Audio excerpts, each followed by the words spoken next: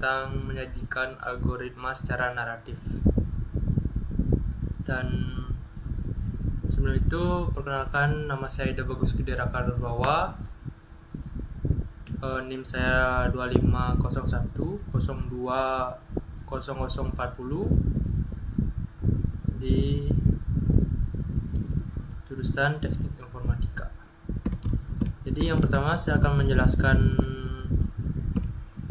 algoritma naratif sistem pemesanan kamar hotel otomatis. Jadi yang pertama itu tahap pertama, pemilihan kamar dan pengecekan ketersediaan. Jadi yang pertama, pelanggan itu memilih kamarnya dan mengecek apakah kamar itu ada atau tidak ada. Dan yang kedua, di sini ada input awalnya. Sistem dimulai dengan meminta pelanggan memasukkan tanggal check-in dan check-out yang diinginkan. Jadi di yang kedua ini pelanggan akan mengisikan kapan dia mau check-in dan check-out. Terus yang ketiga, tampilan pilihan. Sistem mengambil data dari basis kamar dan menampilkan daftar lengkap tipe kamar yang tersedia, misalnya standar, deluxe, suite, beserta informasi harga dan detailnya. Jadi yang ketiga ini akan menampilkan tipe-tipe kamarnya seperti ini, yang tiga, standar, deluxe, dan suite. Terus dengan harganya juga ditampilkan di nomor 3 ini. Terus yang keempat, pemilihan pelanggan. Pelanggan memilih tipe kamar dan jumlah kamar yang diinginkan. Jadi setelah pelanggan memilih tipe kamar dan jumlah kamar yang diinginkan, kita masuk di perulangan pertama, pengecekan ketersediaan kamar. Jadi yang pertama, perulangan pertama di sistem mengecek kesediaan tipe kamar dan jumlah yang dipilih dalam rentang tanggal tersebut. Jadi di sistem dia akan mengecek adanya kamar atau tidak di tanggal yang dipilih oleh pelanggan. Jadi dia akan mengecek apakah tersedia atau tidak. Dan yang di sini ada kondisi tersedia. Jika kamar tersedia, sistem mencadangkan atau memblokir sementara kamar tersebut dan melanjutkan ke langkah 5. Nanti saya jelaskan di langkah 5. Terus yang di kondisi tidak sedia, jika kamar tidak tersedia, sistem memberitahu pelanggan mengenai ketidaksediaan tersebut dan menawarkan dua pilihan. Jadi jika tidak tersedia, dia akan sistem akan memberitahu ke pelanggan bahwa kamar itu tidak tersedia. Dan yang di sini ada yang A, bisa ganti tipe kamar. Pelanggan diarahkan kembali ke langkah 3. Dia akan kembali ke langkah 3 ini, memilih kamar, tipe kamar standar seperti standar, deluxe, dan suite. Untuk memilih tipe kamar lain, dan perulangan 1 kali diulang. Dan yang B, bisa batalkan pemesanan. Proses pemesanan dihentikan, lanjut ke akhir program. Jika pelanggan membatalkan pesanan, dia akan kembali ke awal program, atau bisa di akhir program. Terus perulangan ini berlanjut hingga kamar yang tersedia berhasil dipilih atau pemesanan dibatalkan. Terus yang kelima, input detail. Setelah kamar berhasil dicadangkan, sistem menampilkan total biaya dan meminta pelanggan mengisi detail data diri, nama, kontak, dan lain-lain. Jadi misal ini seperti kondisi tersedia. Jika kamar tersedia, maka pelanggan itu akan diarahkan untuk membayarnya terlebih dahulu dan meminta pelanggan mengisi detail data diri untuk membooking atau menyewa kamarnya. Dan yang ke tahap 2, proses pembayaran dan verifikasi dana. Jadi kita lanjut ke proses verifikasi dana atau pembayaran. Yang keenam ada pilihan pembayaran. Pelanggan memilih metode pembayaran, misalnya kartu kredit, transfer bank, dan masukkan detail pembayaran yang diperlukan seperti nomor kartu, CVV, dan lain-lain. Jadi proses yang kedua ini sistem akan meminta pelanggan untuk memilih metode pembayarannya. Dan di sini ada yang ketujuh, dia perulangan yang kedua, verifikasi pembayaran. Jadi sistem mengirimkan permintaan otorisasi pembayaran ke penyedia layanan. Terus yang ini adalah ada di kondisi berhasil. Jika transaksi berhasil dan dana terverifikasi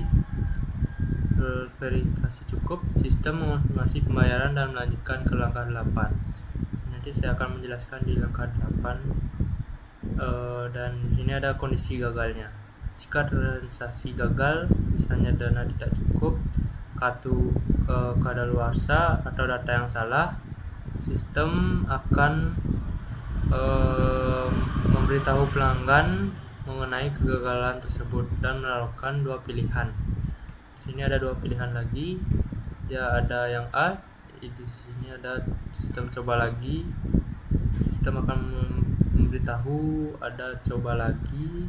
Pelanggan akan diarahkan kembali ke langkah 6 untuk memasukkan detail pembayaran yang baru dan perulangan 2 kali diulang. Jadi jika coba lagi, dia akan kembali di sistem pembayaran ini. Pilih metode pembayaran. Dan yang B, bisa batalkan pemesanan proses. Bisa membatalkan pemesanan. Jadi proses pemesanan dihentikan dan kamar yang dicadangkan dibebaskan lanjut ke akhir program. Jadi jika dibatalkan oleh pelanggan, prosesnya akan diakhiri dan kamar yang dipesan akan kembali ke awal. Jadi tidak jadi untuk disewa seperti itu. Dan perulangan ini berlanjut hingga pembayaran berhasil diverifikasi atau pemesanan dibatalkan. Dan yang ke-8 ada pembaruan status. Setelah pembayaran berhasil, sistem mengubah status kamar yang dicadangkan menjadi terkonfirmasi dalam basis dan inventaris. Jadi jika pembayarannya sudah berhasil, sistem akan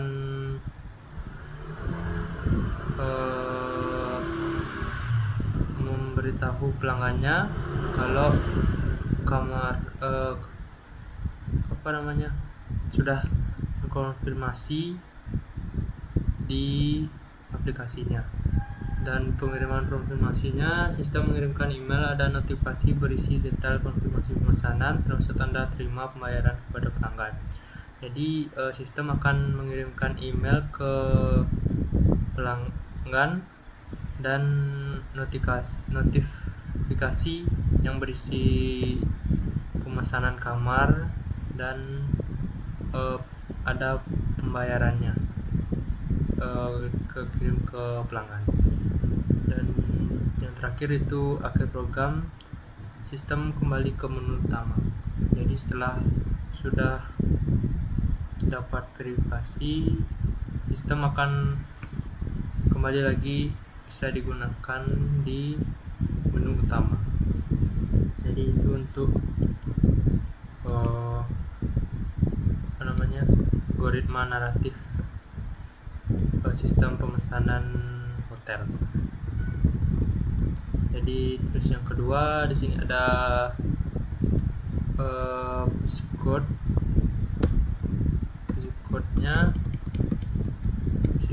itu dia tentang program hitung skor akhir mahasiswa. Saya ambil skor akhir mahasiswa. Jadi sini ada deklarasi seperti variabelnya skor tugas, skor ujian, skor kehadiran, dan skor akhir. Dan di sini ada inputnya, dan inputnya itu ada validasi skor tugas. Di sini ada perulangan. Di sini ditulis masukkan skor tugas 0 sampai 100. Jadi di sini dimasukkan variabel skor tugas jika atau if skor tugas kurang dari 0 atau skor tugas lebih dari 100, maka dia akan error. Nilai itu harus antara 0 dan 100.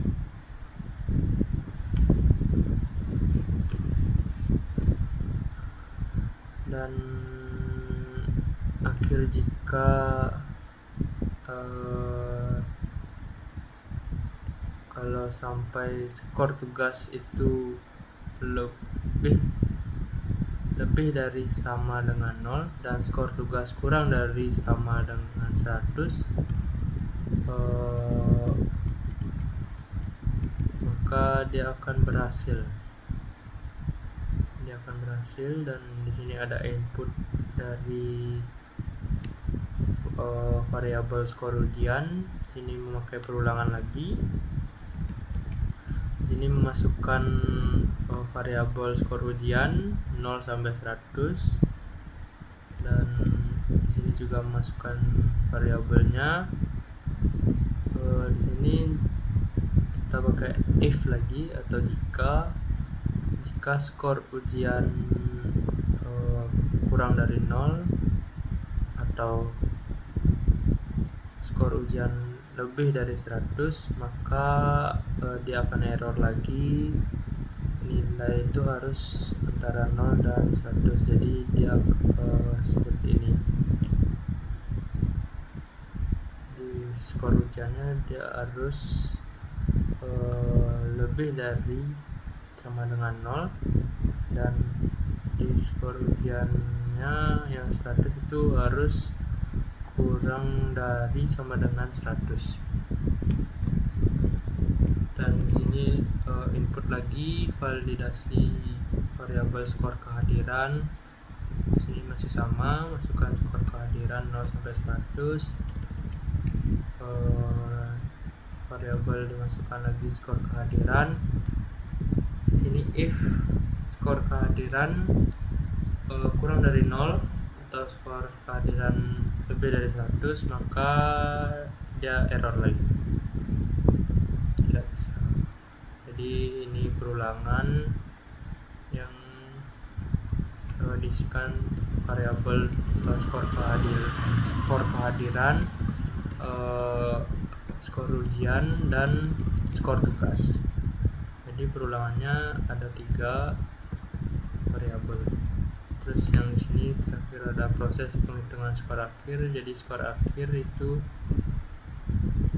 ya ada tanda panah kiri itu, dan skor tugas dikali 0,4 ditambah skor ujian kali 0,5 dan ditambah skor kehadiran kali 0,1. Jadi output hasilnya dia akan keluar di skor akhirnya. Jadi hasil dari tambahan ini, tambah dan kali ini, dia akan muncul skor akhirnya. Dan di sini jika skor akhirnya lebih dari sama dengan 60, maka dia akan statusnya lulus. Kalau tidak dia akan statusnya tidak lulus. Jadi segitu aja, dan ini selesai program. Jadi segitu sih program Subcode-nya untuk menghitung skor akhir mahasiswa. Dan kita lanjut di flowchart. Jadi flowchartnya di sini ada flowchart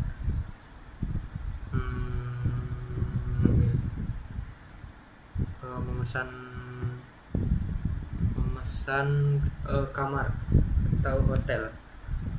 Jadi sini kita mulainya.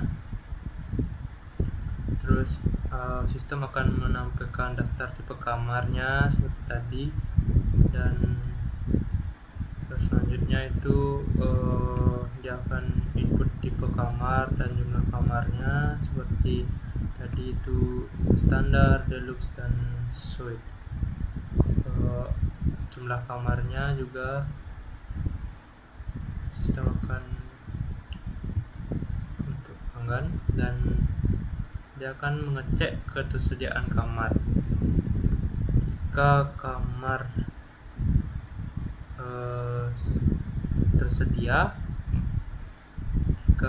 tersedia, dia akan tampilkan harga total, input pembayaran. Jika pembayaran cukup, dia akan melanjutkan tampilkan pemesanan berhasil, cetak bukti pemesanan, dan tampilkan ucapkan terima kasih. Jika pembayaran tidak cukup, dia akan menampilkan pembayaran kurang. Terus di sini akan ada pilih bayar ulang atau batalkan. Jika bayar ulang, sistem akan memunculkan input pembayaran lagi, dan jika dibatalkan, dia akan berakhir atau dia akan kembali ke menu utama. Jadi itu kalau kamar tersedia. Jadi kalau kamar tidak tersedia, dia akan menampilkan kamar tidak tersedia di sistem, dan akan lanjut di pilih ganti kamar atau batalkan. Jika batalkan, dia akan berakhir selesai, dan dia akan kembali ke menu utama. Dan jika pilih ganti kamar, dia akan ganti kembali ke input tipe kamar. Dia akan kembali lagi memilih tipe kamarnya. Jadi itu aja sih untuk flowchartnya. Dan kita lanjut di scratch-nya. Yang terakhir, saya membuat game tebak-tebakan. Jadi tebak-tebakan angka. Misalnya saya mulai ini, di sini ada tebakannya.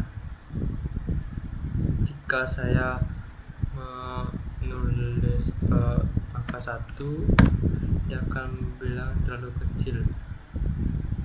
Dan jika saya memilih angka yang besar, dia akan bilang terlalu besar.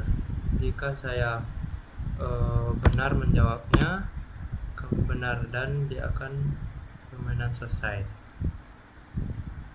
Jadi itu saja untuk gamenya. Jadi saya akan jelasinnya. Di sini saya memasukkan jika bendera hijau diklik, dia akan memulai programnya. Jadi di sini saya memasukkan variabelnya, set variabel angka rahasia to pick random. Jadi saya masukkan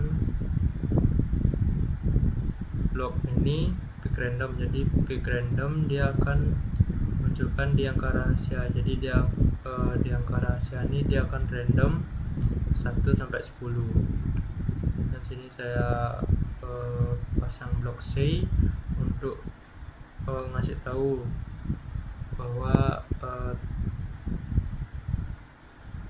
memberitahu pada yang main untuk menebak angka antara 1 sampai 10. Dan sini saya masukkan variabelnya lagi, variabel tebakan. Nah, di sini saya masukkan perulangannya. Di sini mengulang sampai tebakannya benar, tebakannya benar dari angka rahasianya. Misalnya ini 2, jadi saya tahu tebakannya 2, maka dia akan selesai. Dan sini saya masukkan if then else, blok if then else. Jika nih variabel tebakan lebih kecil daripada angka rahasia,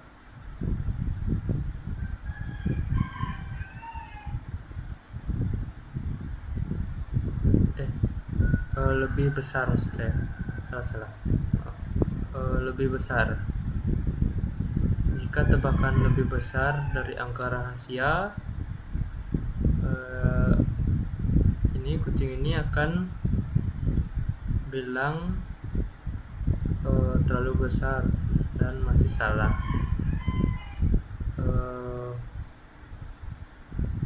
Saya masukkan lagi di if, saya masukkan if lagi, if then else. Sini saya masukkan variabel tebakan. Jika tebakan lebih kecil daripada angka rahasia, kucing ini akan bilang terlalu kecil dan masih salah. Jadi itu.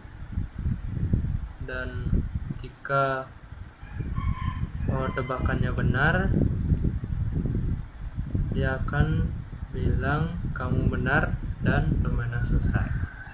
Jadi seperti itulah gamenya yang saya buat di Scratch seperti ini.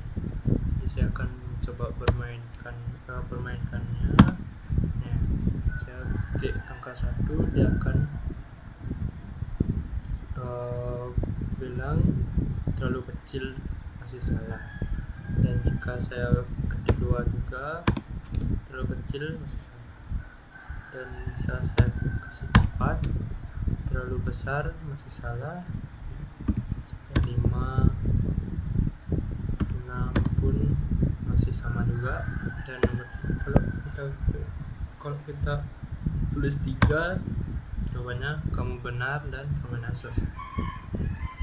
Jadi itu saja untuk penjelasan saya di UTS dasar-dasar pemrograman yang menyajikan algoritma secara naratif. Jadi sekian penjelasan saya. Saya tutup dengan Parwati Om. Terima kasih sudah mendengarkannya.